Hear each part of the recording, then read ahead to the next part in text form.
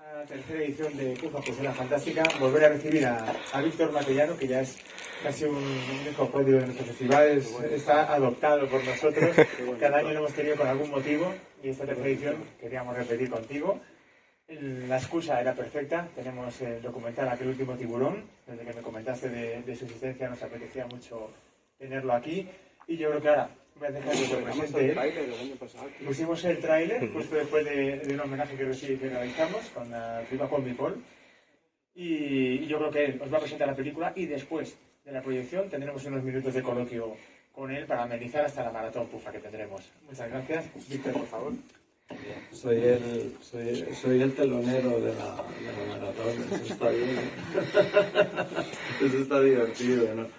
Bueno, primero un placer de nuevo, y además sobre todo el placer es ver cómo nace y cómo va creciendo y cómo se consolida un festival. De hecho, habéis utilizado la palabra consolidación en el flyer, en el programa, que me lo estaba leyendo, tenía así, me han dado mi bolsita y me lo he leído todo. Y eso es de verdad que es muy gratificante, porque yo sé que es muy complicado sacar esto adelante. De verdad que os felicito, porque yo sé que de entrada esto es muy difícil. Y además, bueno, pues ya voy teniendo un vínculo con Valladolid interesante. Y ahora además hago un poco de televenta. Y es que el 5 de septiembre vengo a ferias al Teatro Zorrilla con espectáculo. Así que si os animáis, ya os daré la lata para... Bueno, esto que vais a ver es un poco comedia, ¿no? Entonces el espectáculo se llama Las niñas del sexorcista, con las gemelas Zapata, las de First Day, la colaboración especial de Millán Salcedo, o sea que os podéis imaginar un poco cómo es la cosa, ¿no? Y este es el punto que tiene divertido, porque vais a ver que Enzo Girolami Castellari, que luego explica un poco cómo hace la G, él siempre se ha tomado desde el punto de vista del humor y de saber perfectamente lo que está haciendo, el plantearse hacer unas películas que él no tiene ningún problema en decir que eran modelos que ya existían y que ellos después reproducen. Es decir, Enzo, lo vais a ver aquí, no tiene ningún problema en utilizar la palabra copia. Sin ningún problema. Se tiene que poner como Tarantino. Puede decir copia y no pasa nada. Pero esto me pasó, yo aprendí todo el negocio trabajando de ayudante de dirección con Carlos Gil. Él de primero de dirección y yo de segundo en una película con los americanos, cuando Carlos ya dirigía. Pero estas cosas las seguía haciendo. Yo creo que es el mejor ayudante de dirección que ha asistido en España en todos los tiempos. Y él, recuerdo que cuando hizo School Killer, le pasaron screen 2 o 3 veces en un cine, porque entonces había que ver las cosas, claro, en 35, en vídeo, tal. Pues la vio en cine, y así es como montó. Es decir, que no existe este condicionante. Y este condicionante, yo creo que es, sin haceros ningún detalle ya de lo que vais a ver, sí que es un elemento que por qué Ángel Sala y yo nos lanzamos a esta historia, ¿no? Porque existe un mundo emocional en el que el cine tenía un sentido en los años finales de los 70, principios de los 80, cuando se hizo esto, cuando se hizo Tiburón 3, el último escuadro, en el que para los niños de entonces, para los jóvenes de entonces, él era más joven, era un poquito más mayor, era joven, yo era niño, suponía que a ti te hacían un buen cartel, te hacían un buen póster y te comías lo que fuera. Como dice Pepe Sacristán, que le dijo a Jano, al cartelista, una vez, dije, la de mierdas que me he comido yo gracias a tus carteles. Bueno, tiene razón, es decir, porque esta era la clave. La clave era que eran los mismos cartelistas, eran los mismos actores de doblaje. Todos los que aparecían ahí, nosotros no creíamos que no eran americanos, porque eran italianos o españoles con seudónimo. Y como los habían doblado, los mismos que de las sagas de Star Wars, que entonces la Guerra de las Galaxias y demás, o de la saga Tiburón, tú dices, pues es americana. Y como son las mismas localizaciones, claro que luego nos pasó que cuando empezó Tiburón 3, nosotros veíamos los títulos de crédito en italiano, ya te sonaba raro, ¿no? Pero bueno. Pero vais a ver la epopeya de una película que dobló en espectadores a la oficial de la Universal, de Jaws 3D. Y ya para cerrar, solo que luego lo hablaremos, os diré, el tema no está cerrado.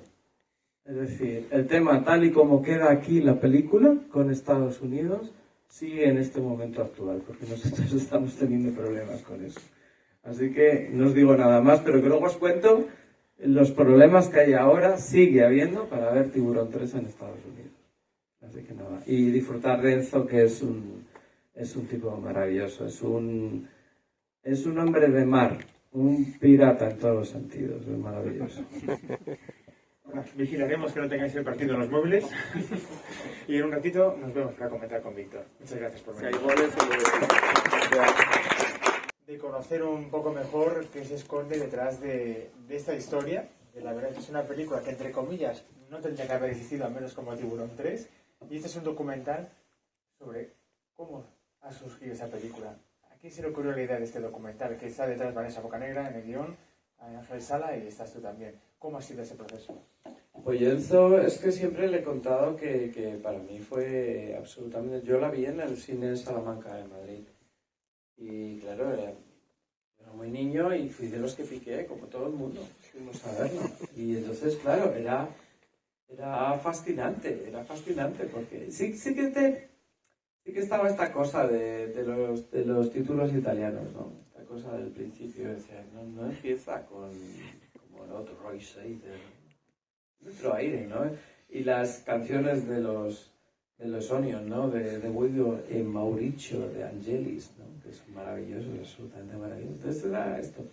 Y yo me acuerdo que estábamos rodando Stop Over in Hell con Enzo Castellari, que nos hizo un papel, que estaba Becky también, y estaba Andrea Bronston, que es la que ha puesto el personaje, digamos, de la abogada. Y ahí yo le conté, siempre le he dicho a Enzo, yo desde que lo conozco, nos conocemos hace bastantes años, siempre le he dicho que es verdad que me gusta muchísimo, pues yo a Enzo lo valoro sobre todo porque Oma, que me parece absolutamente maravillosa, porque tiene todo el punto rabioso, los bélicos que tiene, la batalla de Inglaterra me parece que es una película muy potente, pero y todos sus manos con todo lo que hace, especialmente con los nuevos bárbaros, porque es una película que rodar en una cantera y en una cantera te saca una cosa maravillosa. Pero yo siempre le he dicho que he tenido este punto fascinante es como una cosa, los niños de entonces, que había un programa que se llamaba Dabadabadá, ¿lo recordáis, no? Que luego lo pasaron a los sábados y era Sabadabadá, con Mayra Gómez y con Torrebruno, y de repente un día, pero como a palo seco, y era noviembre, porque lo he buscado, a palo seco nos dijeron, y ahora unas imágenes de Tiburón. Y entonces nos metieron Tiburón 3, la copia cortada, porque la copia que estrena Frade es una copia para todos los públicos, quita toda la parte gore. Que nosotros también hemos quitado la parte gore precisamente para que el documental no rebajarle la edad. Pero toda la parte gore la quitó él y entonces lo dejó en 5 minutos menos y eso no lo pasaron por televisión, o sea que tenía un poco tenía todo ese aire. Y sí que teníamos muy claro esta cuestión en la que no había prejuicio para ¿cómo le dice? Para copiar. Pero claro, hay que saber copiar, es muy difícil. Muy difícil hacer el ritmo, es muy difícil hacer lo que hace. Es un director que cuando ves a Peking Pub dices qué maravilla, pero es que Castellari le imprime una razón de ser a todo tremendo. En los tiempos que corren es mucho más fácil documentarte de todo lo que se está rodando, se investiga más fácilmente, pero ¿cómo te preparas para preparar todo lo que es la base de este documental? Es un trabajo de investigación, imagino, de bastante tiempo. Bueno, la parte fundamental la teníamos los dos bastante clara y después con Vanessa intentamos buscar todo lo que pudiese existir en Estados Unidos de la parte más judicial. Y eso era lo más interesante, porque el otro estaba bastante... Ya lo había contado Enzo en sus memorias y te lo contaba con cierta facilidad. Es decir, pues todo eso de que de repente echan el pez al agua y flota, ese tipo de cosas, tan absolutamente. Pero a Spielberg también le pasó, o sea que bueno, que no es el único que tiene problemas con eso, ¿no? Pero sí que la parte que nos preocupaba más y que hemos tenido que buscar un poco más ha sido esa parte. Y luego el rodaje, tengo que deciros que para mí, bueno, esto pasa mucho, que yo creo nos pasa a los que dedicamos a esto, que antes he visto un poco unas imágenes. Esta película la estrenamos el año pasado y se rodó en enero del año pasado, pero para mí es como si hubiera pasado un mundo. Bueno, nos pasa siempre esto, ¿no? Y entonces de repente me han venido algunas imágenes de Roma y de cómo fue en Roma todo, ¿no? Y es de esos rodajes que han sido muy bonitos, fue muy bonito. La entrevista de él es en su casa, la de Gianni Garcos en su casa. Y lo de la tienda de Luigi Cozzi, hubo un momento un poco de tensión. Aunque esto que no salga de España, no lo voy a contar aquí. Pero hubo un momento un poco de tensión. Sabéis que Enzo, que acaba firmando él, hace Sinbad, el Rey de los Mares pero realmente la termina Luigi Cozzi. Entonces, cuando fue idea de Ángel, íbamos allí y habíamos hablado con él, pero cuando llegamos estaban muy fríos el uno con el otro. Lo que pasa que como dos actores fue a darles motor y de repente se dieron ese abrazo que no se habían dado al entrar, se tuvieron ese punto. Pero un rato antes es que yo metí la pata muy, muy bueno. Bueno, no sé si fue meter la pata o que fui un poco salvaje, ¿no? Porque estoy con los dos, estamos hablando y esto que tú notas que te están mirando los dos a ti, pero entre los dos no hablan mucho y yo intentando sacar. Y solo se me ocurrió que yo tenía detrás estaba el cartel de Sinbad enorme. Además tiene un cartel como de unos 2 metros de Sinbad. Y entonces le dije, anda Sinbad, de los dos. Mira, ese de los dos. Y estaba Ángel ahí. Y todo el mundo, todo el equipo giró como diciendo... Ha mentado al demonio. Lo que ha hecho este. Pero luego se fue relajando, la cosa relajando, ¿no? Pero sí, ese fue un momento muy, muy potente, ¿no? Luego ya se relajaron, jugaron con el tiburoncito y bueno, ya esto sí que lo teníamos, bueno, ya jugamos mucho con el tiburón, ¿no? Nos has dejado antes con la miel en los labios, nos has dicho que esto no ha terminado, que sigue coleando. Sí. ¿Qué se esconde detrás de toda esta perturbadora historia de un Tiburón 3 que no era el oficial? Pues el tema es que ahora para hacer la venta de la edición física nos dicen que no está claro que el documental se pueda distribuir porque sigue estando prohibida Tiburón 3 en Estados Unidos. Entonces el otro día es porque una distribuidora de Estados Unidos el otro día quisieron hacer una proyección en pantalla grande y llegó la Universal y le dijeron que no. No sabemos si de verdad esos rumores de que están detrás de un Jaws 5 es verdad o por qué no porque no quieren. Pero nos pasó, entonces el otro día los distribuidores me decían, bueno, es que se va a hacer con un sistema de importación, porque si con un sistema de importación se puede entender que como es importación está producida afuera, pero no se puede, o sea, nosotros ahora no podemos vender para edición física ni a plataformas, en principio, el documental a Estados Unidos. Porque la película sigue prohibida.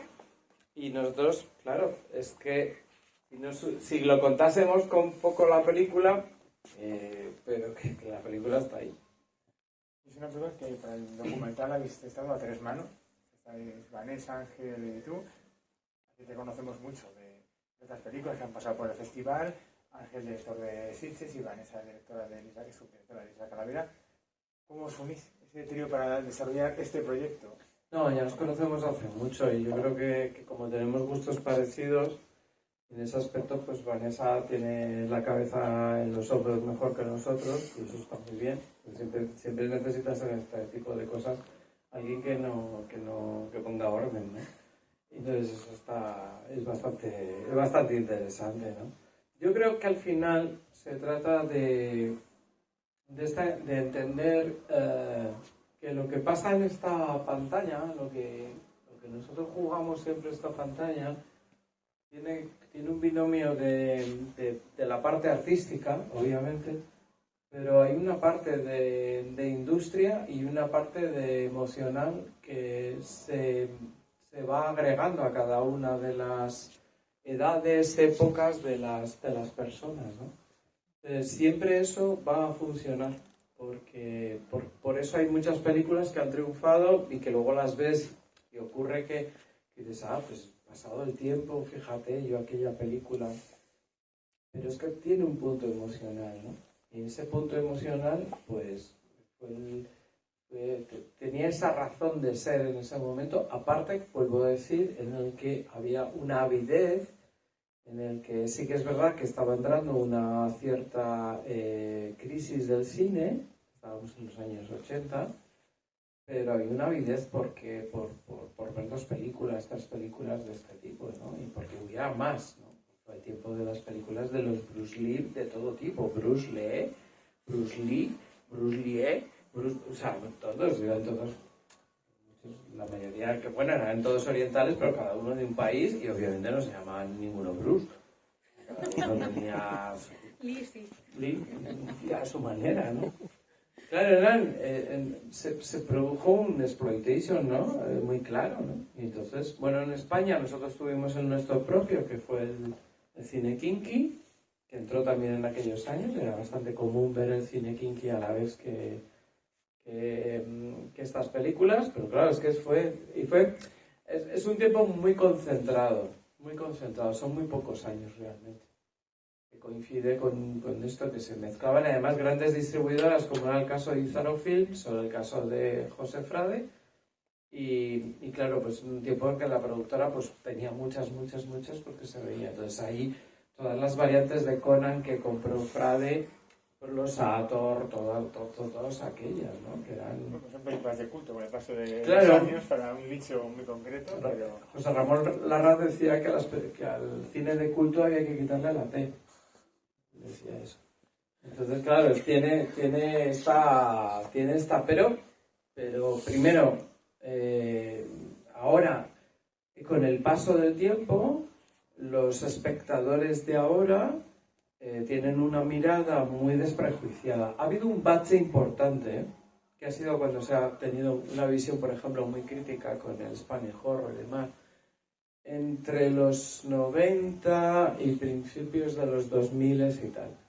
Ahí hubo todo tuvo un bachecillo. Pero ahora, en las nuevas generaciones, es un producto que lo ves absolutamente desprejuiciado y dices, bueno, a ver, esto es una película divertida, no es una película que se ve. Estas películas con pocos medios no está, que esta estaba... O sea, Castellari no rodaba con pocos medios. Es verdad, como hay cuenta, que tiene menos medios que lo que hubiera tenido 10 veces menos que Spielberg, pero no tenía pocos medios. Era un tío que no... Pero que era... estaba este componente, ¿no? de la rentabilización de los medios, pero que ahora el espectador de ahora dice, bueno, pues yo lo veo, es divertido, pues hacemos nuestra... pues como... esta gente que se junta en Boston para ver Mil gritos tiene la noche, y Mil gritos tiene la noche, que antes de que Pedro Almodóvar triunfase en Estados Unidos, Mil gritos tiene la noche fue la cuarta en recaudación en el estado de Nueva York, con 86 cines por delante de Zelig, de Woody Allen. Y era una película española de Juan Piquer, con un asesino en serie y una motosierra, haciendo pasar a Madrid por Boston. Rodada ahí en una hamburguesería de Madrid y en 4 sitios más. Una película rabiosa, divertida, fresca. Entonces todo esto ocurría.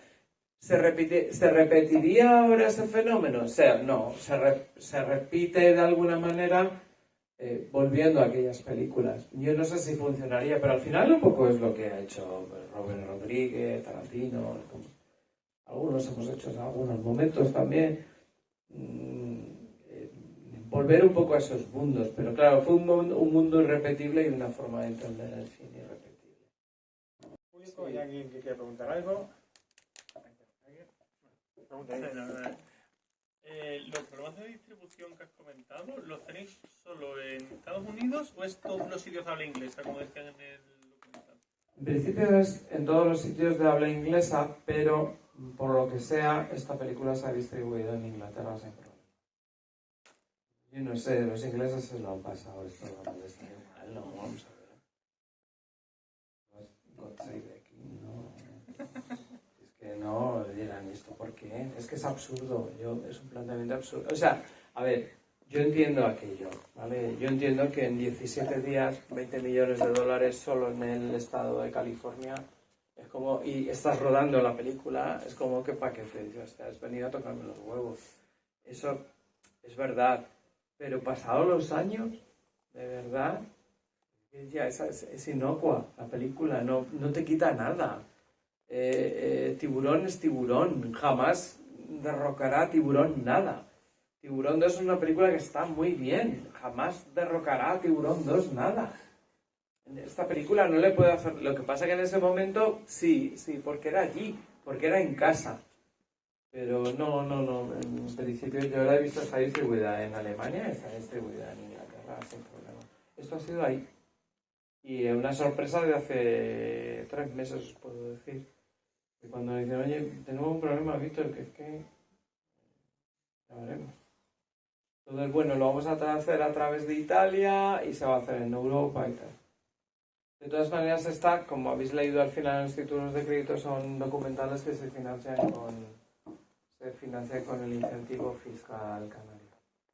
Entonces, más o menos eso con las ventas europeas se cubre perfectamente.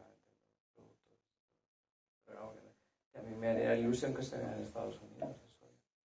Pero ya veremos. No sé si hay alguna pregunta más. Lo único, antes de marchar a la maratón Pufa, los que os quedéis, sí que me gustaría saber que cada año, cuando ha venido Víctor, nos ha avanzado algo de lo que estamos trabajando. El año pasado pudimos ver el tráiler de esta misma película y siempre tienes algo en mente. ¿A qué te está rondando? ¿En qué estás ahora mismo? ¿Y qué podemos ver el próximo año en Pufa? Bueno, ahora os volveré a dar la lata. 5 de septiembre, Teatro Zorrilla, Las Niñas del Sexorcista. Por favor, señora, no se lo pierda, que se lo va a pasar estupendamente, por favor. Se lo va a pasar usted como nunca. Sacamos dildos enormes, cosas, es todo muy loco. Cantamos, hacemos de todo, es muy loco. Estoy haciendo un documental que eso se ha hecho público ya. Es un largometraje documental que además que nos está gustando muchísimo hacer, que se llama el Clint Spain Connection. Y es sobre el tiempo de Clint Eastwood en España y por qué viene a hacer por un puño de dólares, que no tiene exactamente que ver con lo cinematográfico, sino por las cosas del corazón y no del corazón de Cardiff. Entonces, es una producción de José Frade, precisamente, de José Frade de Producciones Cinematográficas, de Alda Productions y de 39 Escalones Films, y se estrenará a finales, el primer festival al que irá a finales de año ya será un poco más de carácter de mundo western y tal, pero bueno, está ahí. Y bueno, si hay un poco de madera, bueno, pues en unos meses vamos a rodar un nuevo proyecto de ficción. Vuelvo a la ficción, así que bueno, con un reparto muy bueno y con una actriz muy buena. Que en breve espero que podamos conocer, ¿verdad? Sí, se puede hablar, todo se puede hablar. Yo por venir aquí a que me den las palomitas, tengo la película, si yo me vendo baratito, ¿no? Bueno, pues muchas gracias por acompañarnos en este pase, por tu estancia en Pufa por 3er año consecutivo, y a todos vosotros por acompañarnos esta noche tan complicada. Gracias, de verdad. Gracias.